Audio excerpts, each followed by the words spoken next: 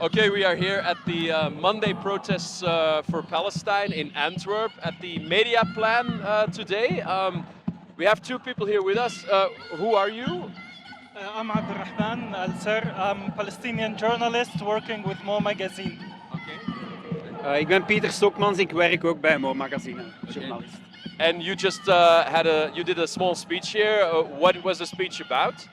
Well, the speech was about stories untold in Gaza. Journalists doesn't focus on it because of the ceasefire. So mainly I hinted at the stories that can be actually covered.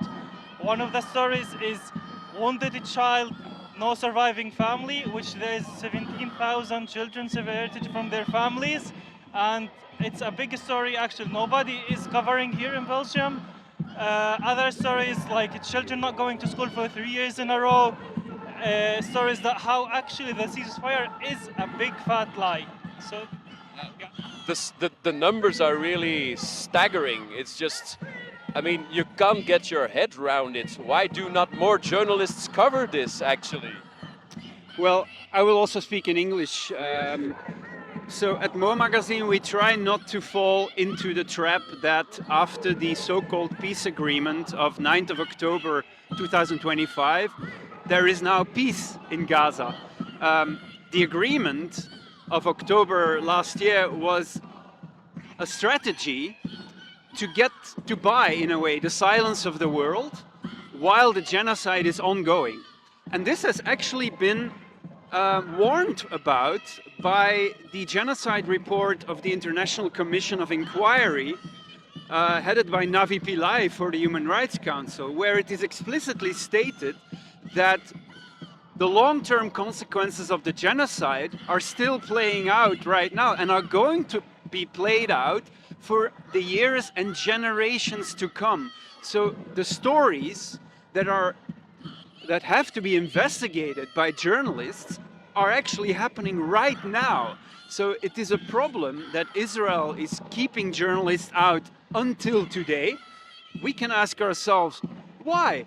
There is so-called peace. I mean, let us in. But they still keep blocking journalists, so there must be some stories that shouldn't see the light of day.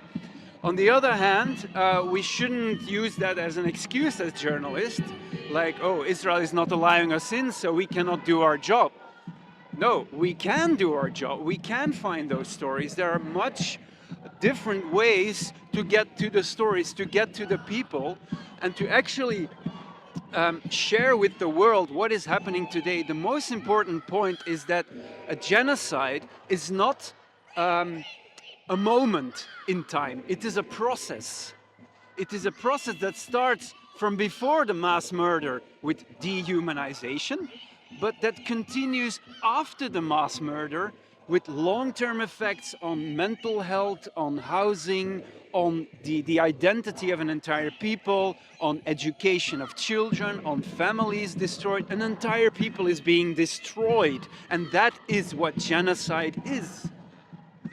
And how does it, I mean, you work as a journalist, but you still have, I presume, relatives, family, friends who are still in Gaza.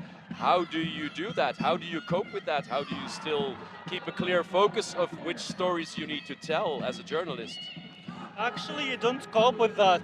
You live with it. Of course, you always stay in touch with your loved one, relatives or friends. But there is always the bigger picture of what to focus, what the story to tell, what is important. Because we are, in a way, the voice of the voiceless here.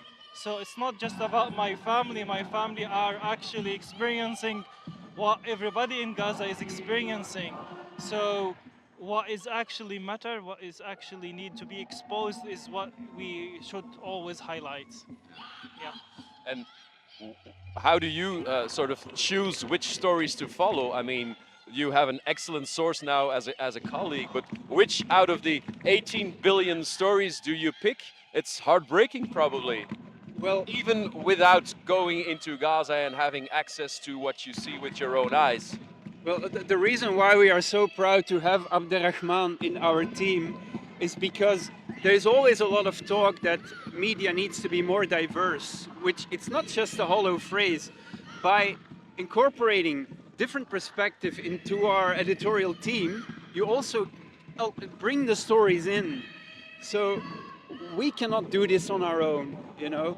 My job as a journalist, what I can contribute is I see the more background stories of,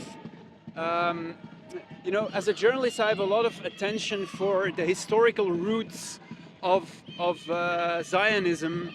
Where does it come from? How it is coming out of European anti-Semitism and racism? What is our role as Europeans, as guilty part in the whole conflict? And if you study the history of Zionism and the role of European anti-Semitism in that, and we still see until today European support for a new genocide against another people, I become deeply ashamed as a European citizen to be guilty twice. And that is what I want to expose by journalistic research, by interviewing Holocaust scholars, by interviewing genocide scholars, to highlight the deeper historical roots of this problem. It's like, why, what is happening right now, and why did we get here? Those are two questions, and there's an exciting sort of tension between those questions, where the stories, you can just pick them up from the floor, I guess. Yeah, I mean, if you have to look up into history, this is not new. These practices go back to the mandate even before, like the starting of Israel as a state. You can trace it as Peter said, like history. When you dig deep, you can see the reality really clear in front of you, and the pattern never changed. It repeated itself. Now, like with the new yellow line in Gaza, actually, like it's been in the Golan Heights before, and it's already happening in the Westbank. So you can, with your research, with your investigation, you can find these realities once you dig deep. So yeah. Okay, thanks very much for being here, and well, we'll keep supporting you, and if you have time, you are always welcome at the protest. Thank you so much. Thank you.